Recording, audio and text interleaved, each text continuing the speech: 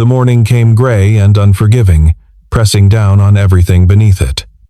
Lucas Hale knelt before the simple granite headstone in Millbrook Cemetery, his knees sinking into cold earth.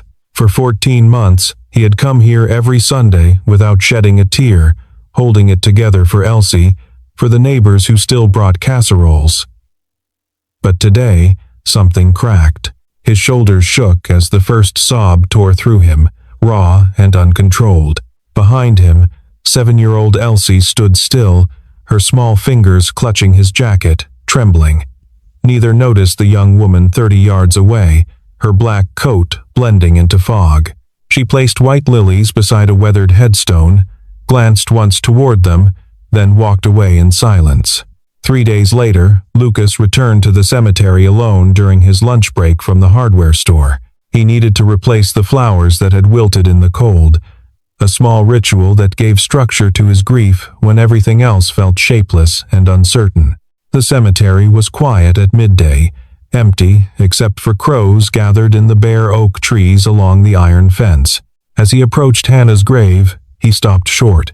The young woman from before was there again, standing a respectful distance from the headstone, her head bowed slightly as if in private conversation with someone only she could hear. She wore the same understated black coat, her dark hair pulled back in a simple knot. When she heard his footsteps on the gravel path, she turned, and their eyes met properly for the first time. She was younger than he had thought, perhaps early 30s, with a face that carried a quiet seriousness that seemed at odds with her age. There was something in her expression he could not name, something between apology and recognition, as if she had been expecting this encounter while dreading it. She took a deliberate step back, creating distance between herself and the grave. "I'm sorry," she said, her voice low and even, carrying no trace of the false brightness people often used around grief.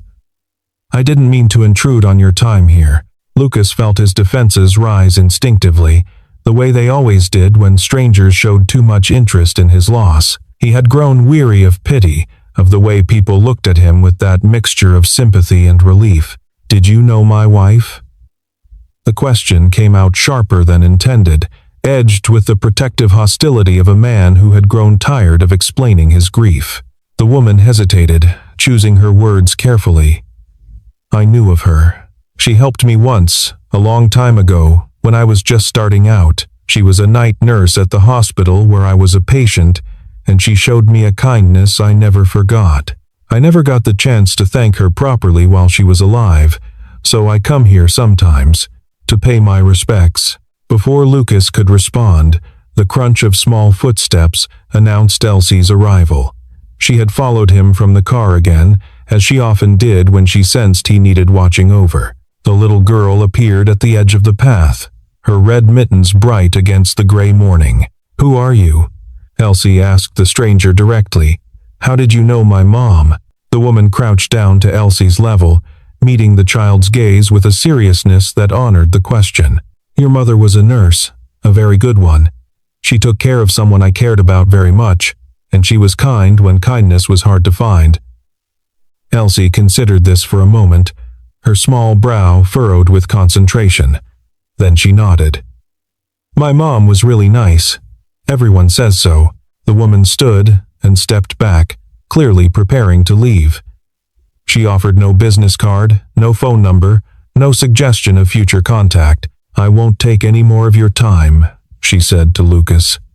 "I just wanted to pay my respects. I hope I haven't made things more difficult." She walked away down the gravel path without waiting for a response, disappearing around the bend toward the parking lot. Lucas watched her go, a strange uneasiness settling in his chest. There was something about the encounter that felt unfinished, like the first chapter of a book left open on a table, waiting to be continued. 2 weeks passed before Lucas saw the woman again.